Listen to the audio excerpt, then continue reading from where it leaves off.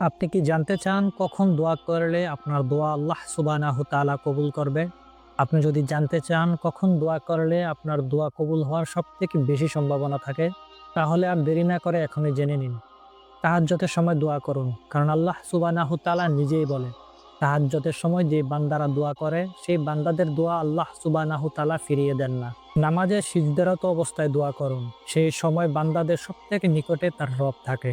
তখনকার দোয়া আল্লাহ ফিরিয়ে দেন না। যখন বৃষ্টি পড়ে তখন দোয়া করুন। কারণ তখন আল্লাহ সুবহানাহু তাআলার রহমত বর্ষিত হতে থাকে। লাইলাতুল কদরে দোয়া করুন। এই রাত্রে আল্লাহ সুবহানাহু তাআলা তার সকল বান্দাদের দোয়া কবুল করেন। আজানের পরে ইকামতের আগে এই সময় দোয়া করুন। এই সময়ের দোয়া আল্লাহ সুবহানাহু তাআলা ফিরিয়ে দেন না। সফররত অবস্থায় দোয়া করুন। সফরকারীর দোয়া আল্লাহ কবুল করেন। শুক্রবারে আসরের পর থেকে মাগরিবের আগ পর্যন্ত এই বিশেষ মুহূর্তে দোয়া করুন। এই সময় দোয়া কবুল হয়। রমজান মাসে সারাদিন রোজা রেখে ইফতারির সামনে নিয়ে দোয়া করুন। আল্লাহ রোজাদারদের দোয়া ফিরিয়ে দেন না। তবে দোয়া কবুলের জন্য অবশ্যই আপনার খালেস নিয়ত, হারাম থেকে বেঁচে থাকা, ধৈর্য এবং দোয়ার উপর আস্থা রাখতে হবে।